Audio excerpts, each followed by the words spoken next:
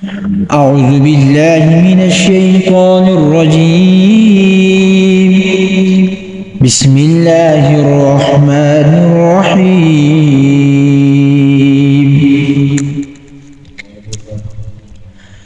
الحمد لله الذي أنزل على عبده الكتاب ولم يجعل له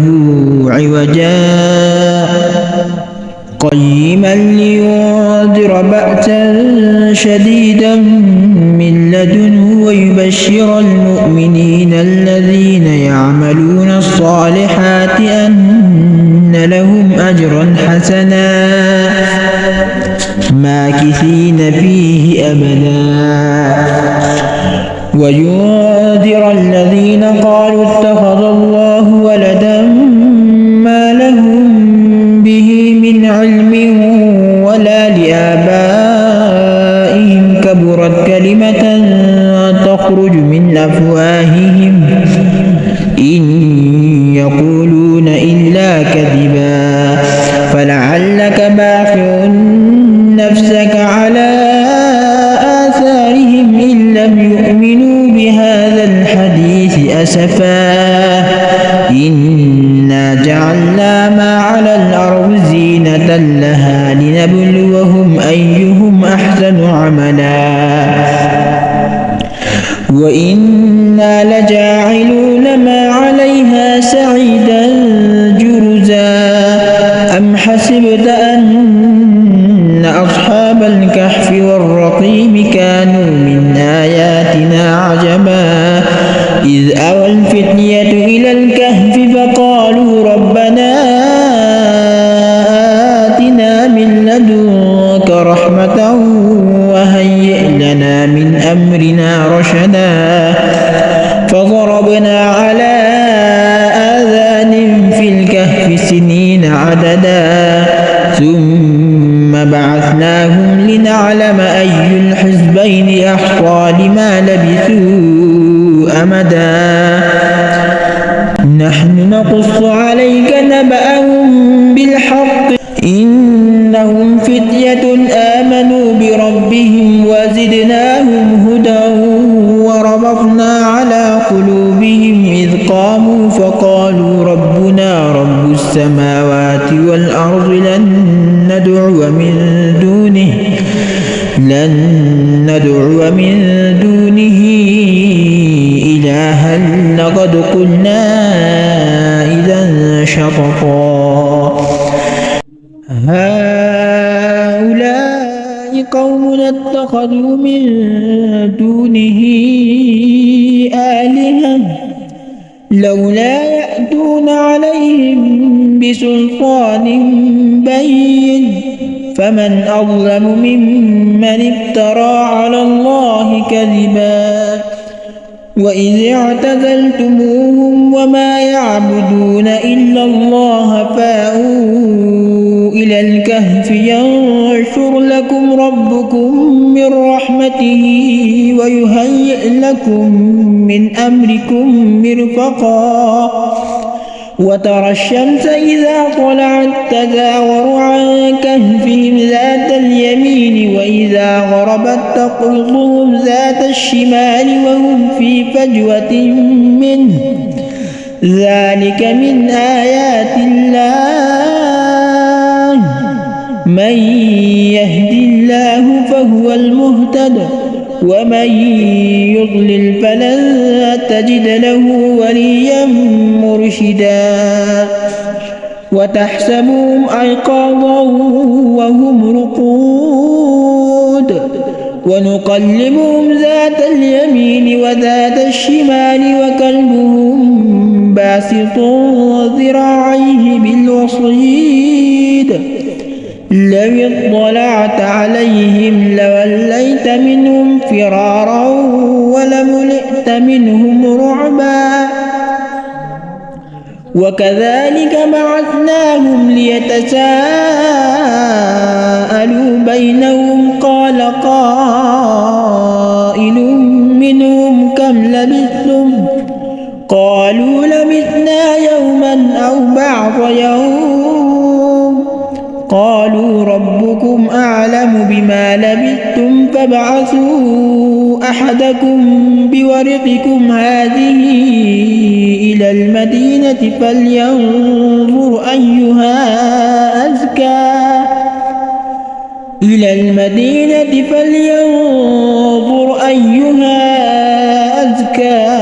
طعاما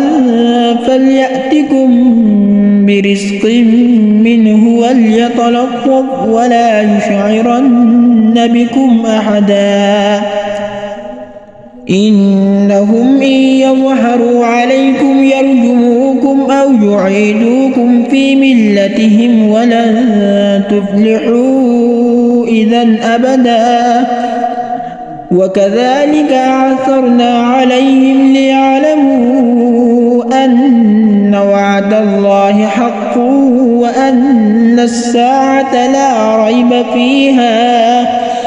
إذ يتنازعون بينهم أمرهم فقالوا ابنوا عليهم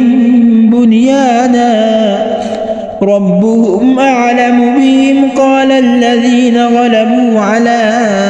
أمرهم لنتخذن عليهم مسجدا سيقولون ثلاثة رابعهم كلبهم ويقولون خمسة سادسهم كلبهم رجما بالغيب ويقولون سبعة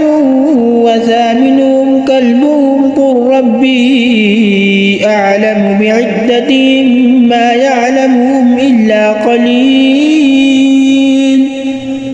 فلا تمار فيهم إلا مراء ظاهرا ولا تستفت فيهم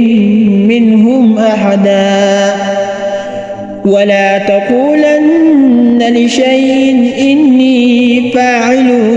ذلك غدا إلا أن يشاء الله واذكر ربك إذا نسيت وقل عسى أن يهديني ربي لأقرب من هذا رشدا ولبثوا في كهفهم 300 سنين وازدادوا 9 قل الله أعلم بما لبثوا له غيب السماوات والأرض أبصر به وأسمع ما لهم من دونه من ولي ولا يشرك في حكمه أحدا واتل ما أوحي إليك من كتاب ربك لا مبدل لكلماته ولن تجد من دونه ملتحدا واصبر نفسك مع الذين يدعون ربهم بالغداة والعشي يريدون وجهه ولا تعد عيناك عنهم تريد زينة الحياة الدنيا ولا تطع من أغفلنا قلبه عن ذكرنا واتبع هواه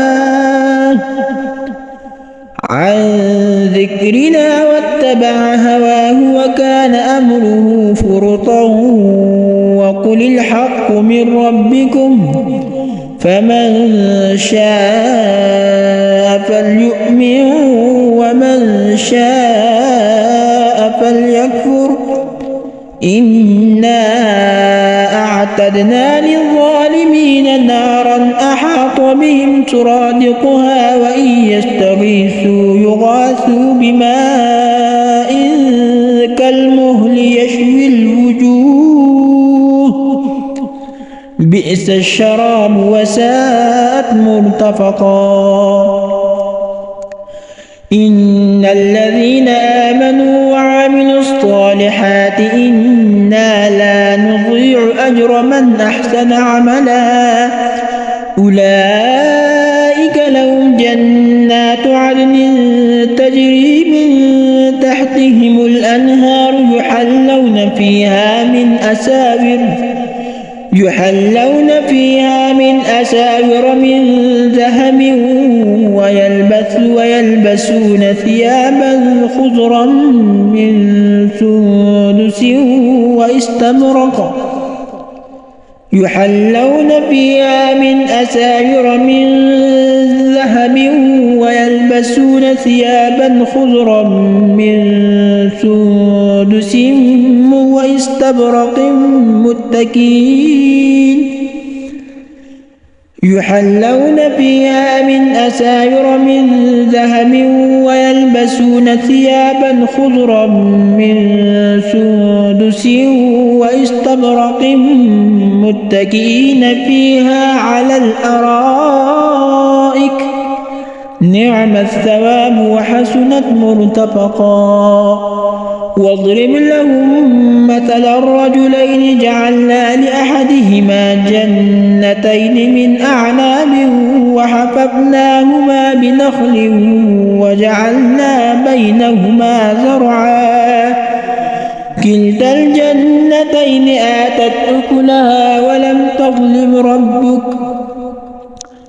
الجنتين آتت أكلها ولم تظلم منه شيئا وفجرنا خلالهما نهرا وكان له ثمر فقال لصاحبه وهو يحاوره أنا أكثر منك مالا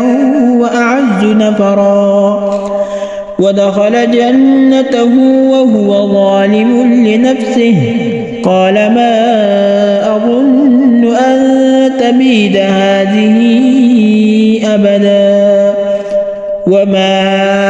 أظن الساعة قائمة ولئن رددت إلى ربي لأجدن خيرا منها منقلبا قال له صاحبه وهو يحاوره أكفرت بالذي خلقك من تراب ثم من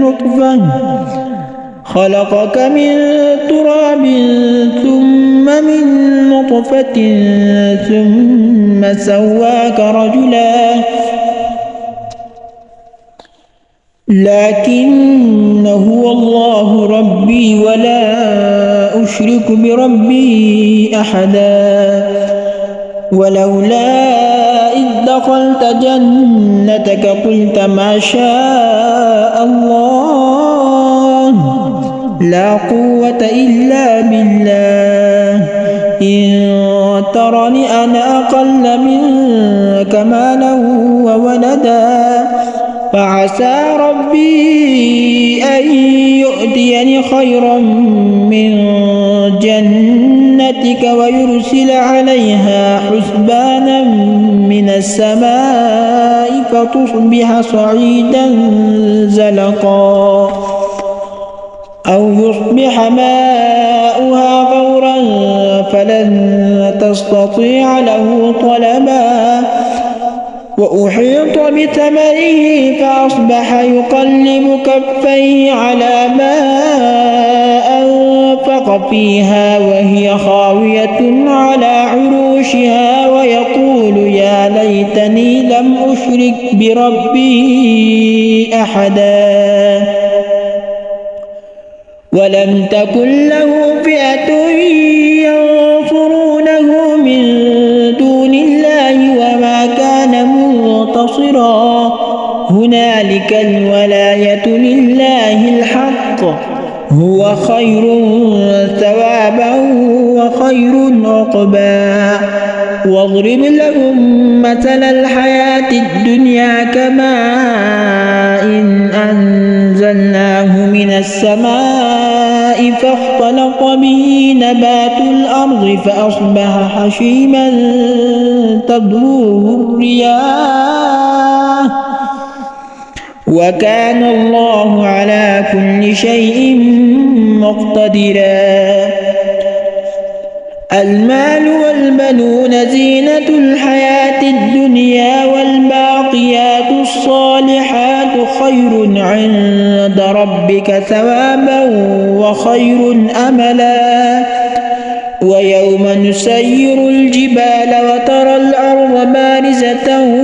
وحشرناهم فلم نغادر منهم أحدا وعرضوا على ربك صفا لقد جئتمونا كما خلقناكم أول مرة بل زعمتم أن لن نجعل لكم موعدا ووضع الكتاب فترى المجرمين مشفقين مما فيه ويقولون يا ويلتنا ما لهذا الكتاب لا يغادر صغيرة ولا كبيرة إلا أحصاها ووجدوا ما عملوا حاضرا ولا يظلم ربك أحدا وإذ قلنا للملائكة اسجدوا لآدم فسجدوا إلا إبليس كان من الجن ففسق عن أمر ربه أفتتخذونه وذريته أولياء من دوني وهم لكم عدو بئس للظالمين بدلا ما أشهدتهم خلق السماوات والأرض ولا خلق أنفسهم وما كنت متخذ المضلين عضدا ويوم يقول نادوا شركائي الذين زعمتم فدعوهم فلم يستجيبوا لهم وجعلنا بينهم موبقا ورأى المجرمون النار فظنوا أنهم مواقعها ولم يجدوا عنها مصرفا ولقد صرفنا في هذا القرآن للناس من كل مثل وكان الإنسان أكثر شيء جدلا وما منع الناس أن يؤمنوا إذ جاءهم الهدى ويستغفروا ربهم إلا أن تأتيهم سنة الأولين أو يأتيهم العذاب قبلا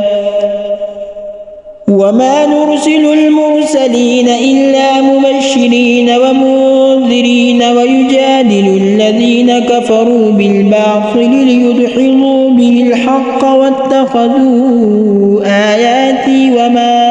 أنذروا هزوا ومن أظلم ممن ذكر بآيات ربه فأعرض عنها ونسي ما قدمت يداه إنا جعلنا على قلوبهم أكنة أن يفقهوه وفي آذانهم وقرا وإن تدعوهم إلى الهدى فلن يهتدوا إذا أبدا وربك الغفور ذو الرحمة لو يؤاخذهم بما كسبوا لعجل لهم العذاب بل لهم موعد لن يجدوا من دونه موئلا وتلك القرى أهلكناهم لما ظلموا وجعلنا لمهلكهم موعدا وإذ قال موسى لفتاه لا أبرح حتى أبلغ مجمع البحرين أو أمضي حقبا فلما بلغا مجمع بينهما نسيا حوتهما فاتخذ سبيله في البحر سربا فلما جاوزا قال لفتاه آتنا غداءنا لقد لقينا من سفرنا هذا نصبا قال أرأيت إذ أوينا إلى الصخرة فإني نسيت الحوت وما أنسانيه إلا الشيطان أن أذكره واتخذ سبيله في البحر عجبا قال ذلك ما كنا نبغ فارتد على آثارهما قصصا فوجد عبدا من عبادنا آتيناه رحمة من عندنا وعلمناه من لدنا علما قال له موسى هل أتبعك على أن تعلمني مما علمت رشدا قال إنك لن تستطيع معي صبرا وكيف تصبر على ما لم تحط به خبرا قال ستجدوني إن شاء الله صابرا ولا أعصي لك أمرا قال فإن اتبعتني فلا تسألني عن شيء حتى أحدث لك منه ذكرا فانطلقا حتى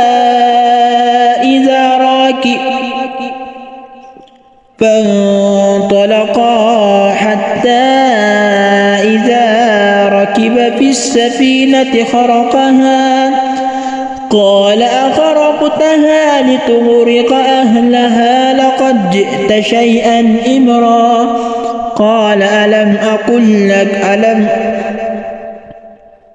قال ألم أقل إنك لن تستطيع معي صبرا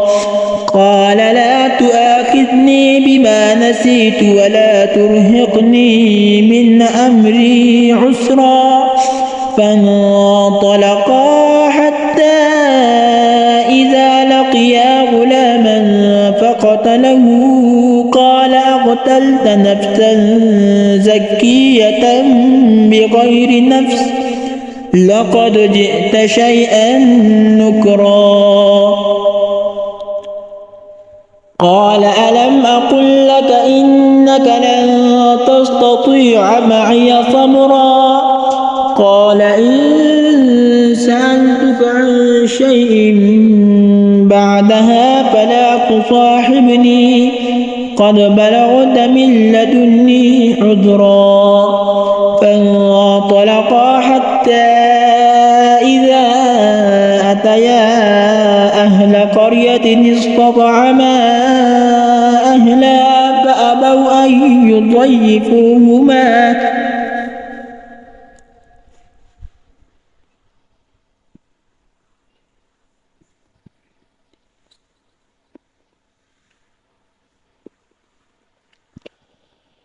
فانطلقا حتى إذا أتيا أهل قرية استطعما أهلها فأبوا أن يضيفوهما فوجد فيها جدارا يريد أن ينقض فأقامه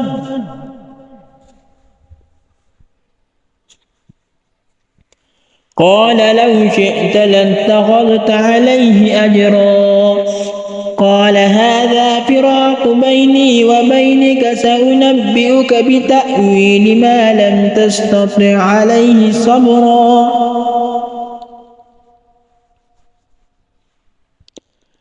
أما السفينة فكانت لمساكين يعملون في البحر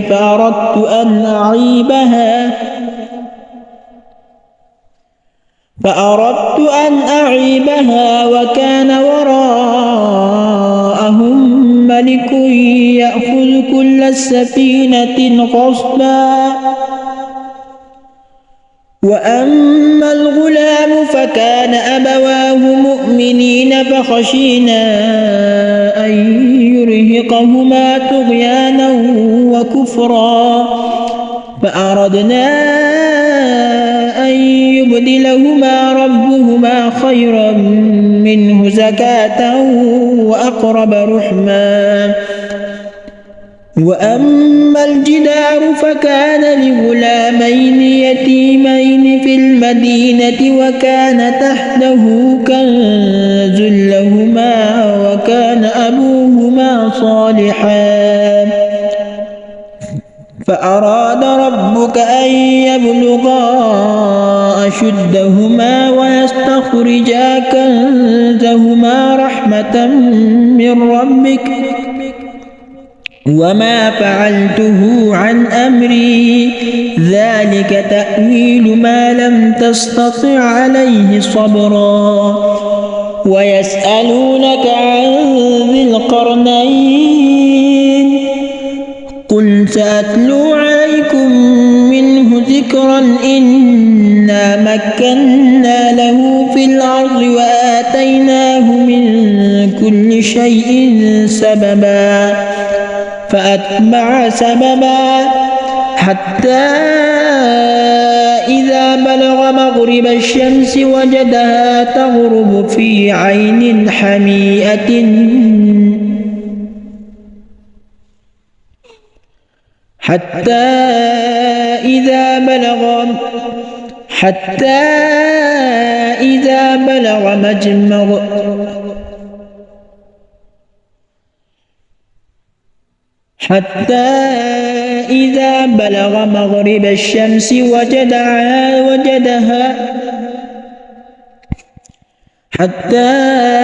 إذا بلغ مغرب الشمس وجدها تغرب في عين حمئة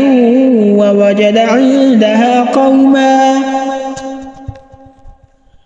قلنا يا ذا القرنين إما أن تعذب وإما أن تتخذ فيهم حسنا قال أما من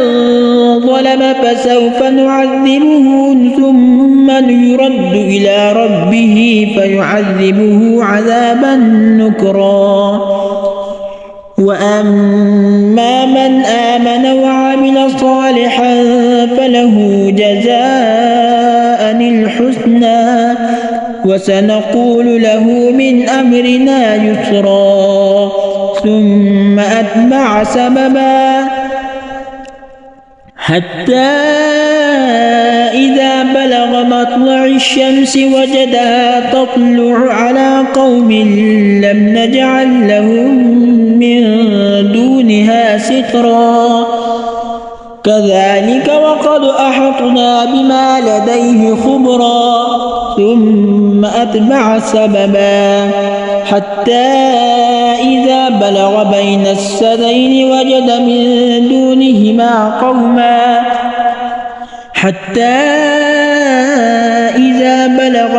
السدين وجد من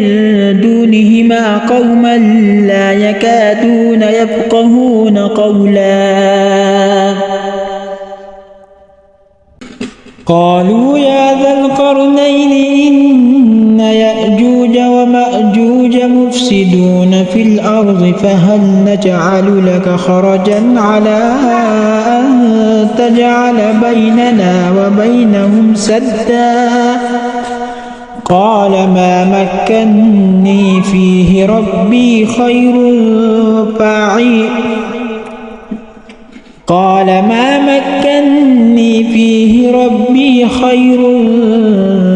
فاعينوني بقوة أجعل بينكم وبينهم ردما آتوني زبر الحديد حتى إذا ساوى بين الصدفين قال انفخوا حتى إذا جعله نارا قال آتوني أفرغ عليه قطرا فما استطاعوا أن يظهروا وما استطاعوا له نقبا قال هذا رحمة من ربي فإذا جاء وعد ربي جعله دكا وكان وعد ربي حقا وتركنا بعضهم يومئذ يموج في بعض ونفخ في الصور فجمعناهم جمعا وعرضنا جهنم يومئذ للكافرين عرضا الذين كانت أعينهم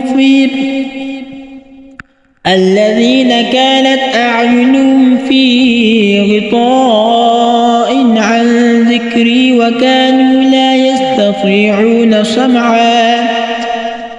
أفحسب الذين كفروا أن يتخذوا عبادي من دوني أولياء إنا أعتدنا جهنم للكافرين نزلا قل هل ننبئكم بالأخسرين أعمالا الذين ضل سعيهم في الحياة الدنيا وهم يحسبون أنهم يحسنون صنعا أولئك الذين كفروا بآيات ربهم ولقائه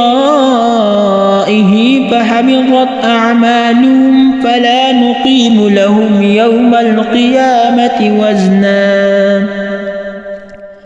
ذلك جزاؤهم جهنم بما كفروا واتخذوا آياتي ورسلي هزوا إن الذين آمنوا وعملوا الصالحات كانت لهم جنات الفردوس نزلا خالدين فيها لا يبغون عنها حولا قل لو كان البحر مدادا لكلمات ربي لنفد البحر قبل أن تنفد كلمات ربي ولو جئنا بمثله مددا قل إنما أنا بشر مثلكم يوحى إلي أنما إلهكم إله واحد فمن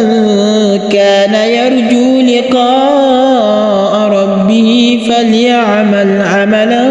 صالحا ولا يشرك بعبادة ربه